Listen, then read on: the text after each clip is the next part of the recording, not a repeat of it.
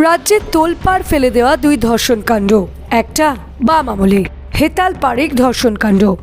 ঘটনায় মূল অভিযুক্ত ধনঞ্জয়ের হয়েছে ফাঁসি, আর অপর ধর্ষণকাণ্ড তৃণমূল সরকারের আমলে আরজিকর ধর্ষণকাণ্ড।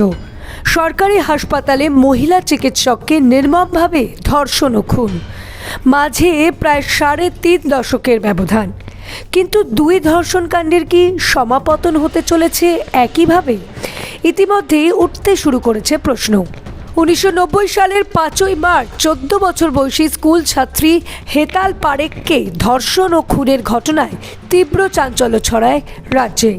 ভবানীপুরের একটি অভিজাত আবাসনের বাসিন্দা ছিল সে, আর সেই আবাসনের নিরাপত্তারক্ষী হিসাবে কাজ করতেন ধনঞ্জয়। হেতাল খুনে 1990 সালে 12ই মে বাঁকুড়ার ছাতনার কুলুডিহিতে গ্রামের বাড়ি থেকে তাকে গ্রেফতার করে পুলিশ। 14 বছর বিচার চলার পরে 2004 সালের 14ই আগস্ট ফাঁসি হয়েছিল ধনঞ্জয়ের। ধনঞ্জয় বারবার দাবি করেছিলেন তিনি নির্দোষ। এছাড়াও ধনঞ্জয়ের স্ত্রী সেই সময় কেঁদে দাবি করেছিলেন তার স্বামী নির্দোষ, ধনঞ্জয়কে ফাঁসানো হয়েছে।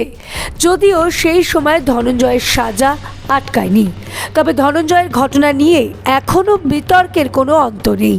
তবে ধনঞ্জয়ের গ্রামবাসী, পাড়া প্রতিবেশীদের একাংশ এখনও ধনঞ্জয় চট্টোপাধ্যায়কে দোষী মানতে নারাজ।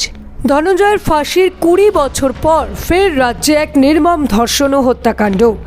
আরজিকর হাসপাতালে মহিলা চিকিৎসক ধর্ষণ ও খুনের ঘটনায় এখনও পর্যন্ত প্রধান অভিযুক্ত হিসেবে গ্রেফতার একমাত্র সিভিক ভলেন্টিয়ার সঞ্জয় রায়। কিন্তু আরজিকরে মহিলা চিকিৎসক ধর্ষণ ও খুনের ঘটনায় এবার চাঞ্চল্যকর মোড়। যে অভিযোগ এতদিন আন্দোলনকারী বিরোধী দলের নেতারা করে আসছিল, এবার সেটাই শোনা গেল ঘটনায় মূল অভিযুক্ত সঞ্জয় রায়ের গলায়। এ যেন অনেকটাই ধনঞ্জয়ের প্রতিধ্বনি। ঘটনায় বিস্ফোরক দাবি করে রাজ্য সরকারের বিরুদ্ধে তোপ দেখেছেন সঞ্জয়। একই সঙ্গে তাকে ফাঁসানো হচ্ছে বলেও প্রিজন ভ্যান থেকে চিৎকার করে বলেন সঞ্জয়। একবার নয়, একাধিকবার বলেছেন সঞ্জয় তিনি নির্দোষ, তাকে ফাঁসানো হয়েছে। আমাকে ফাঁসানো হয়েছে, আমি কিন্তু রেপ করিনি, মার্ডার করিনি, সরকারই আমাকে ফাঁসাচ্ছে, আমার ডিপার্টমেন্টও আমায় ভয় দেখিয়েছে। রাজ্যের বিরুদ্ধে তোপ দেগে বিস্ফোরক সঞ্জয়।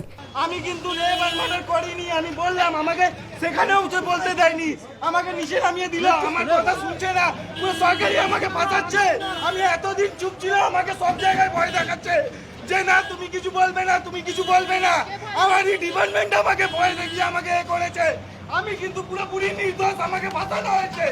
আরজিকর কাণ্ডের 87 দিনের মাথায় এবং সিবিআই এর প্রথম চার্জশিট পেশের 28 দিনের মাথায় আরজিকর মেডিকেল কলেজের ধর্ষণ ও খুনের মামলায় ধৃত মূল অভিযুক্ত সিভিক ভলেন্টিয়ার সঞ্জয় রায়ের বিরুদ্ধে গঠিত হয় চার্জ।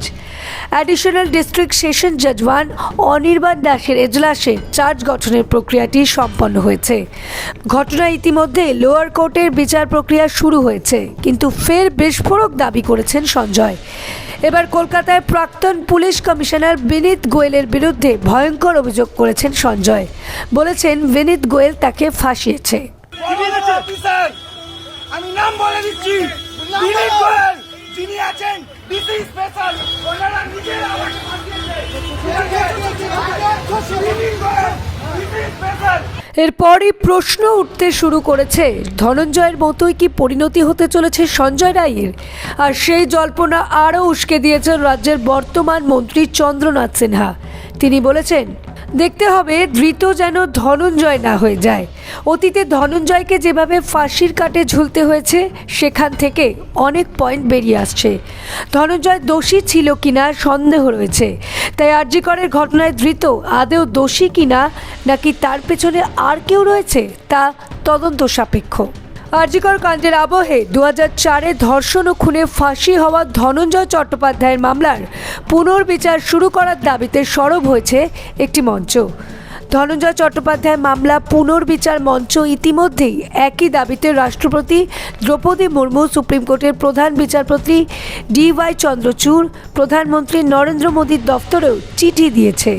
তবে সঞ্জয় ধনঞ্জয় নিয়ে কোনো তর্কে না গিয়ে আসল দোষী বা দোষীদের দ্রুত শাস্তির দাবি জানিয়েছে আন্দোলনকারীরা। Bureau report, revolution Bengal.